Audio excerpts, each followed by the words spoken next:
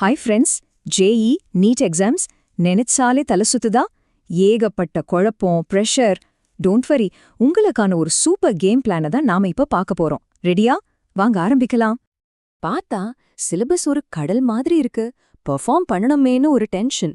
இந்த மாதிரி ஃபீலிங் உங்களுக்கு இருக்கா? கவலையே வேணாம். இந்த ப்ரெஷரை எப்படி ஹேண்டில் பண்ணி ஜெயிக்கிறதுன்னு ஒரு தெளிவான வழியை இப்ப நாம பார்க்க போறோம். ஓகே, நம்ம பிளேபுக்கோட முதல் செக்ஷன் டைம் மேனேஜ்மெண்ட். அதாவது உங்க நேரத்தை சரியா வடிவமைக்கிறது. ஏன்னா ஒரு பெரிய பில்டிங்க்கு பேஸ்மெண்ட் எவ்வளவு முக்கியமோ அதே மாதிரி உங்க ப்ரிப்பரேஷனுக்கு டைம் மேனேஜ்மெண்ட் ரொம்ப ரொம்ப முக்கியம். அது எப்படி ஸ்மார்ட்டா பண்றதுன்னு பார்க்கலாம் வாங்க. பொதுவா நம்ம எல்லாரும் பண்ற தப்பு என்னன்னா, லெஃப்ட்ல இருக்கிற மாதிரி நிமிஷத்துக்கு நிமிஷம் டைம் டேபிள் போடுறது. ஆனா அதை ஃபாலோ பண்ண முடியாம டென்ஷன் ஆயிடுவோம் இல்லையா?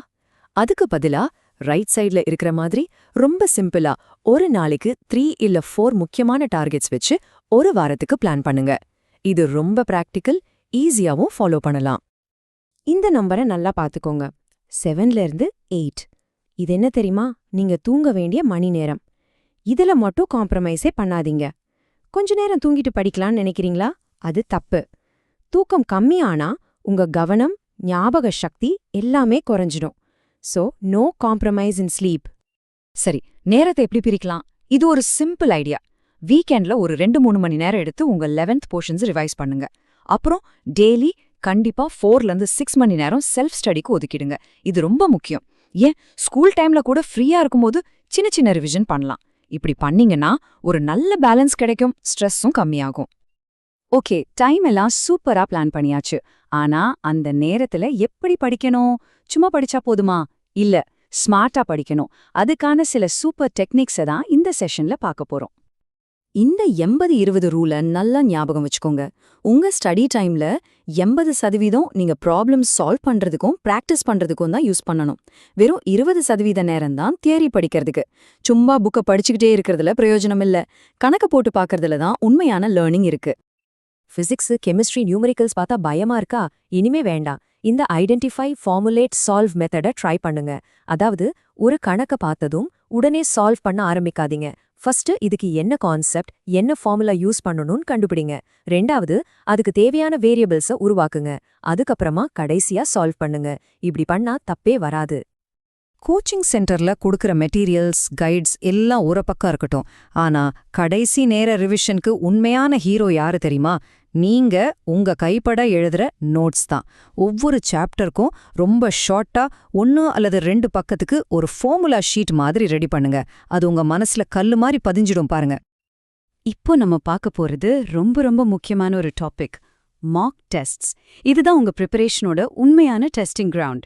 நீங்க எந்த அளவுக்கு தயாரா இருக்கீங்கன்னு செக் பண்ற இடம்.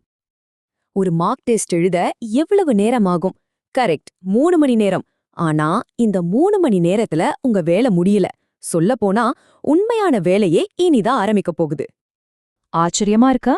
ஆமா, ஒரு டெஸ்ட்டை அனலைஸ் பண்றதுக்கு அதை எழுதுறத விட அதிக நேரம் தேவை. அதாவது 4ல இருந்து 5 மணி நேரம். ஏன் தெரியுமா? இங்கே தான் நீங்க உங்க தப்புகளை கண்டுபிடிச்சு சரி பண்ண போறீங்க.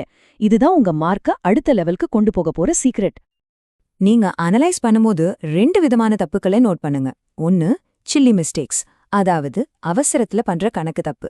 இன்னொன்னு கான்செப்சுவல் மிஸ்டேக்ஸ், அதாவது அந்த கான்செப்டே உங்களுக்கு தெரியாம பண்ற தப்பு.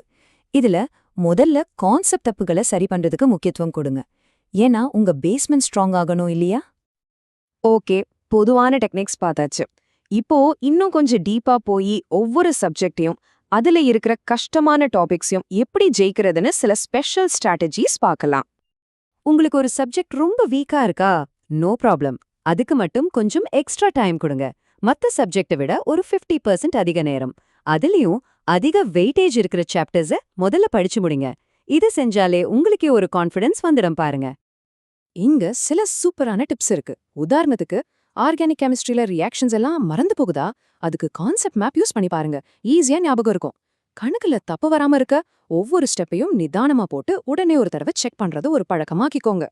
ரொம்ப கஷ்டமான சாப்டர்ல அட்லீஸ்ட் ஈஸி, மீடியம் லெவல் கேள்விகளையாவது நல்ல மாஸ்டர் பண்ணிடுங்க.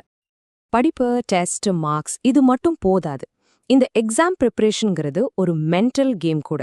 உங்க மனசை எப்படி ஸ்ட்ராங்கா, ஃபோக்கஸ்டா வச்சுக்கிறதுன்னு இப்ப பார்க்கலாம். இது ரொம்ப முக்கியம். இந்த ஒரு வரிய உங்க மனசுல ஆழமா பதிய வச்சுக்கோங்க. உங்க ஒரே போட்டி நேத்து நீங்க இருந்த நீங்க தான். அவ்வளவுதான். உங்க ஃப்ரெண்ட்ஸ் எவ்ளோ மார்க் வாங்குறாங்க, மத்தவங்க என்ன பண்றாங்கன்னு கம்பேர் பண்ணவே பண்ணாதீங்க. உங்க கவனம் உங்களுடைய முன்னேற்றத்துல மட்டும்தான் இருக்கணும். நேத்த விட இன்னைக்கு நீங்க பெட்டரா இருக்கீங்களா? அதுதான் கேள்வி. பிரேக் எடுக்கிறது ரொம்ப அவசியம். ஆனா எப்படிப்பட்ட பிரேக் எடுக்கிறோங்கிறது அதை விட அவசியம்.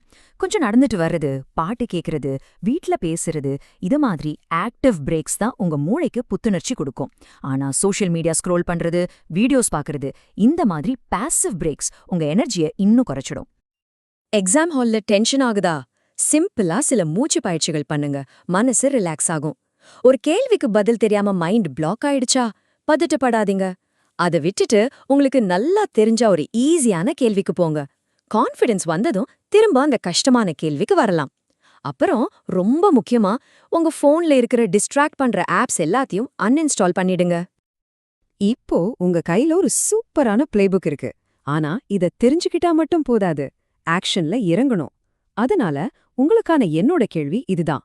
இதுல இருந்து எந்த ஒரு ஸ்ட்ராட்டஜிய நீங்க இன்னிக்கே இப்போவே செயல்படுத்த போறீங்க? யோசிங்க. ஞாபகம் வச்சுக்கோங்க, உங்க வெற்றி பயணம் நீங்க எடுக்கிற அந்த முதல் அடியில தான் ஆரம்பிக்குது. All the best.